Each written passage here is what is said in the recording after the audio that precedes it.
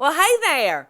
I'm Paula Deen, and today I'm going to take you up the river with some down-home country cooking. First, I'm going to show you the secret to making the most mouth-watering barbecued short ribs you ever tasted without the barbecue. And then I'm going to pass on to you the secret to the most tempting turnip treat your tongue ever met. I think even my fatherly friend Hank will agree they're divine. And then next I'll give you a twist on a rice dish that gives your grain that extra something. And finally, there's a lace hoecake cornbread that travels anywhere you want to take it. So all aboard who's coming aboard, it's tugboat time. The strength of our city here in Savannah is definitely the river. And the strength on the river is our tugboats. And who drives these tugboats? Big, hungry, burly men. We're going to see today what they like to eat. And I've heard that rutabagas is one of their favorite food. So that's what we're going to go find out about today. So come along with me and we're going to have a great time. My friend Becky has a produce stand, but she was all out of rutabagas today. So she's brought me to where she buys her produce. All right, Becky, put me on the rutabagas. Here we are, Paula. Mr. Rogers has got some beautiful greens here. I've been buying from him for years. What is a rutabaga, Becky? It's a turnip, and when you cook the leaves, it's like a cross between a cabbage and a turnip. I have to confess, I've never cooked a top before. You need to do that. Well, can you describe the taste of a rutabaga, Becky? To me, it's a turnip, and it's got a milder taste than a turnip. The texture's almost the same as a turnip root. But it seems you eat the rutabaga bottoms more by themselves than you do the turnip roots by themselves, because they're milder. You know, the flavor of a rutabaga is very, very hard to describe. So what I'm going to do is just take these fresh rutabagas to the house and make Michael's very favorite dish, tugboat turnips. And then I'm going to try to describe them to you. You ready, Beck? I'm ready.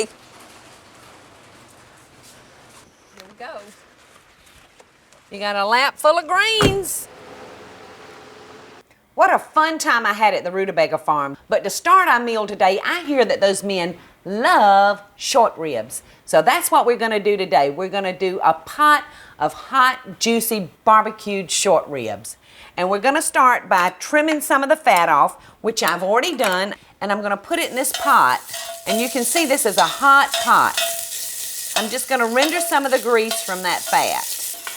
And see how just that little bit of fat is oiling the bottom of our pot, which this will keep our short ribs from sticking when we start browning them. We're just going to salt those short ribs and throw them into that hot skillet and sear them up real good.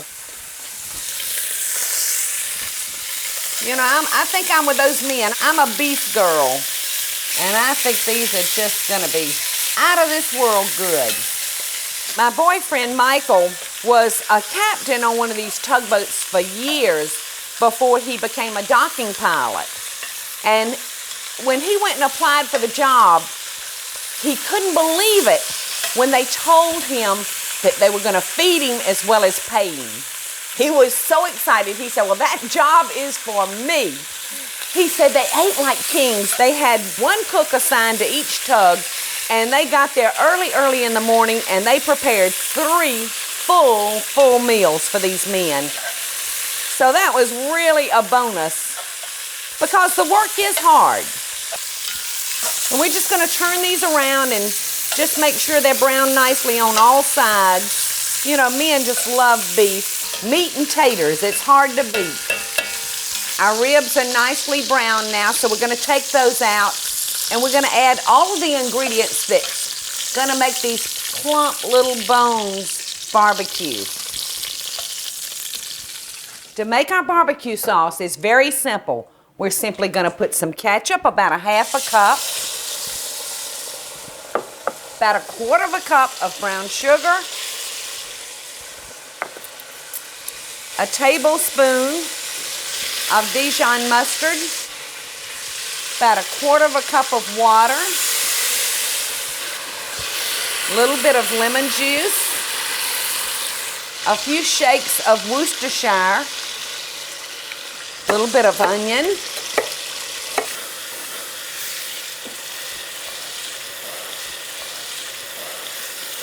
doesn't that look yummy?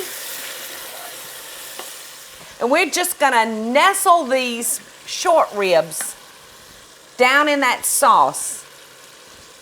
I think that'll make a hungry man happy. What about you?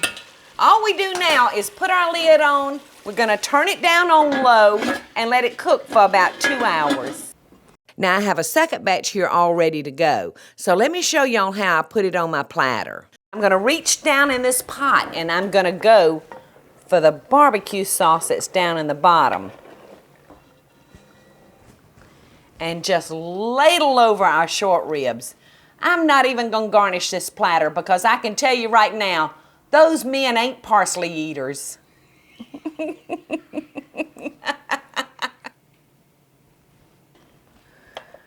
They say the way to a man's heart is through his stomach, and I think we're gonna get our man today. Stay tuned because next we're doing tugboat turnips. I so hope y'all are enjoying the show, and if you do, be sure to click like, subscribe, and the notification bell so you'll never miss a video. And we'll be right back after the break.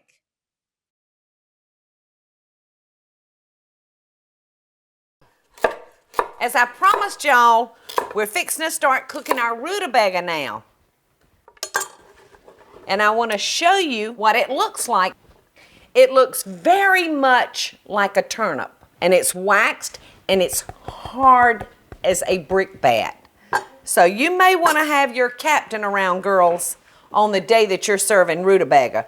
The easiest way to do this is to take your knife and peel it like this. I want to tell y'all how I came about this recipe. Michael's brother Hank, before he decided to go into the priesthood, was the cook on his tugboat that Michael was the captain of. And this was one of the favorite dishes that he prepared the men. And Hank and I both love to talk about food, and we both love to eat. And one day he was telling me about the tugboat turnip.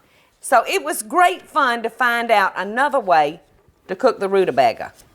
But as you can see, this is a very, very hard vegetable, and you'll want to handle it with great care that you don't cut yourself. I've got some already cut up here and ready for the pot, but all we're going to do now is take our rutabagas that have been cut up. We're going to put them in the pot along with our carrots, and we're just going to cover the tops of them with water.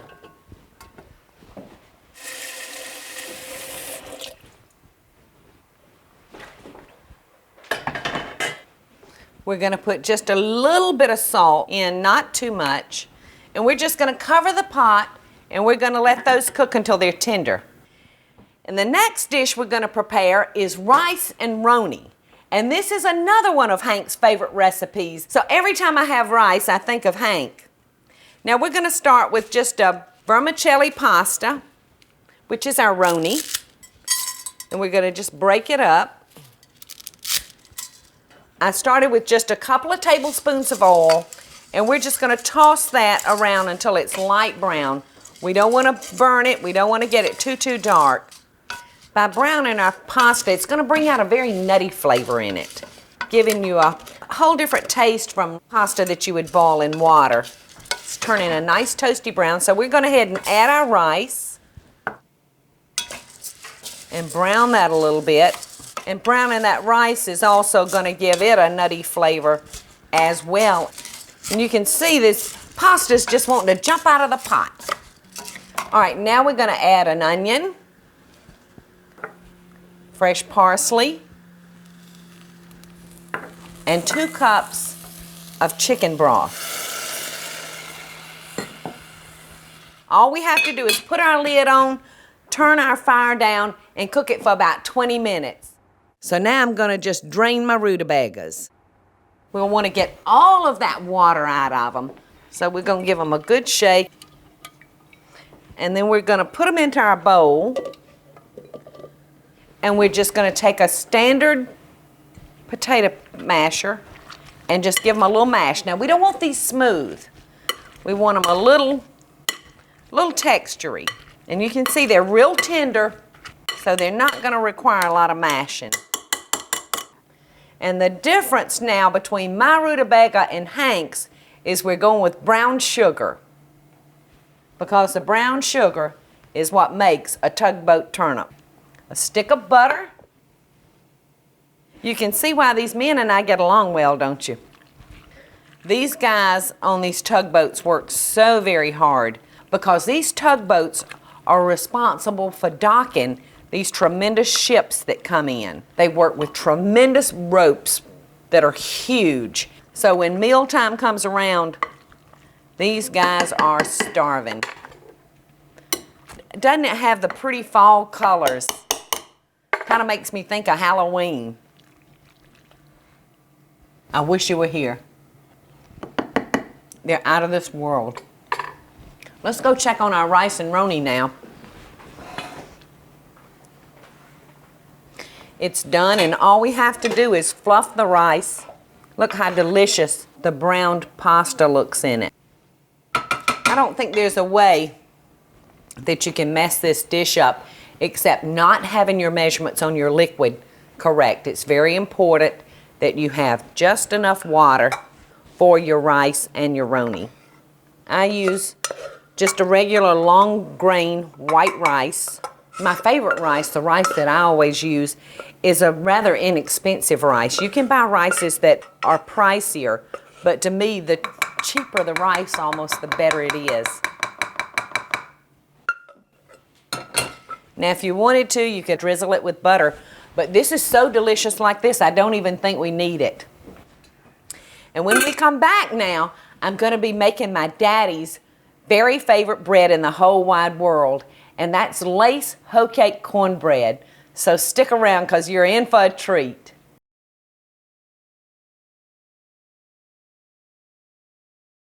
I hope y'all are enjoying the show, and I want to hear from you. Tell me what recipes or videos you'd like to see me make by just leaving a short comment below. Now, let's get back to the show, y'all. As I promised, I'm going to share with y'all my mother's way of cooking my daddy's favorite cornbread in the whole wide world, and that's lace hoe cakes. And in order to do that, you've got to have the proper pan. And you can see it's got just a small little rise on the edges. And it's very important that this pan be very well seasoned because there is an art to making lace hoe cakes, and it can be tricky. But I'm going to try to help you to make the perfect lace hoe cake. And we're going to start by heating our pan. It's very important that we have a hot pan. We're going to spray it first with a non-stick spray. They're called hoe cakes because years and years ago, these were cooked out in the open field over an open fire on a hoe. Now we're starting with just plain cornmeal. You'll want to find a fine ground meal because these shouldn't be gritty. We're going to start with our meal and a little salt and water. Lots and lots of water.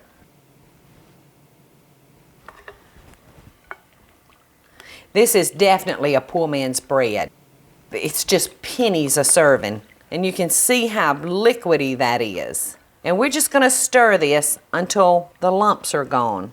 And we're going to let it sit for a couple of minutes because after that water incorporates with that meal, it can puff up and become thick on you. So the most important thing about cooking a hoe cake is your beginning batter.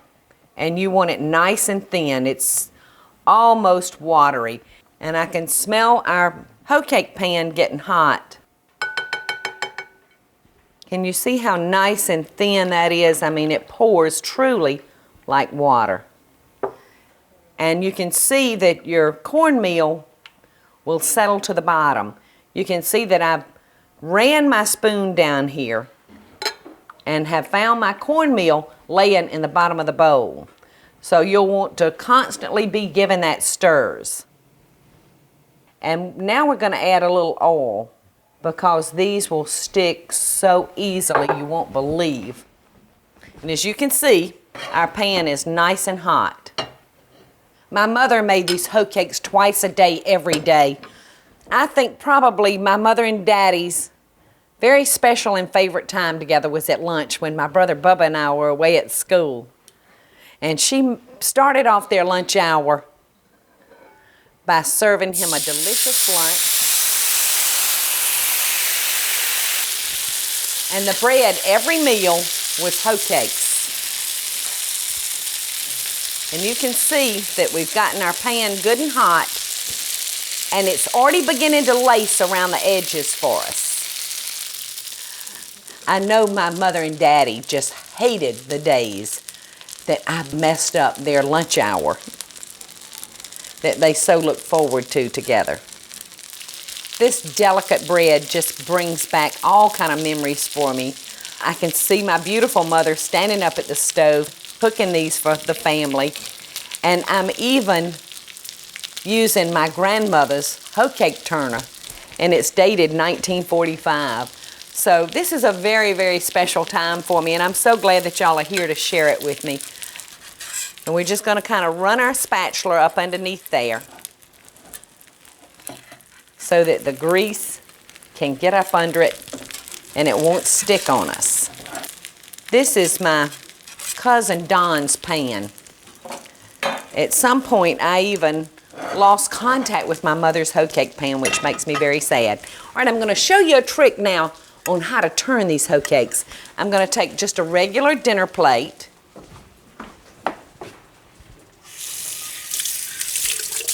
and I'm going to run it just under the water, and I'm going to cover our Hoecake pan, and then we're going to very carefully flip our Hoecake pan over. We're going to give our pan another quick spray and another squirt of oil, and then we're going to just slide that Hoecake back into our pan. The water on the plate allows it to just slide very easily off. I can't tell you how this cornbread just does something to the meal that a biscuit can't do. You know, there's just nothing like a big chunk of buttered lace Hoecake, and at the end of our meal, we would pass the syrup, and it would be our dessert as well. Now that we've flipped it that first time, it's easy enough to take your spatula and flip it back and forth, but that very first time, you really are going to need the help of a dampened plate. All right, we're just going to take this one off, and we'll just repeat the process. And you might not think that you'll need to grease your pan every time, but trust me, you really will, because they'll stick so badly on you if you don't. And that's about the biggest problem that you're going to have when you're making your Hoecakes. And you can see this batter is starting to get thick on me. So I'm going to control the thickness of this Hoecake by the way I dip up my batter.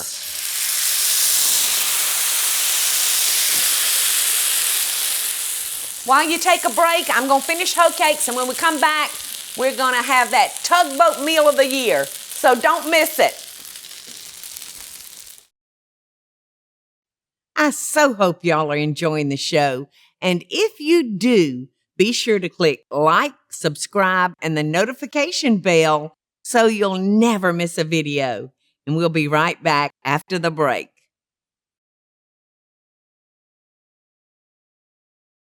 Before I leave y'all today, I want to talk just a little bit more about these Hoecakes. I'm really, really hoping that y'all will try these at home because they're so out of this world delicious. But there is a couple of little things that you must remember. If you can't find a Hoecake pan, you can always use just a regular black cast iron skillet and drop them in little individual patties or cakes. So don't let the pan stop you. And always remember to spray your pan every time you drop your Hoecakes in with a little nonstick spray, and add a little oil with each cooking. And I promise you it will be worth it. There is an art to making these Hoecakes, but it won't take you long to pick it up. All you need is just a little practice. Please promise me that you'll give them at least one try, because you'll be in for the treat of your life. I think you can understand now why the men working on these tugboats felt like they got a bonus with all this wonderful food that was cooked for them. The tugboat turnips, the Hoecake cornbread, the barbecued short ribs, and the rice-a-roni. And now it's time for me to take this man-sized meal down to the men that I cooked it for. Until next time, America, best dishes from my kitchen to yours.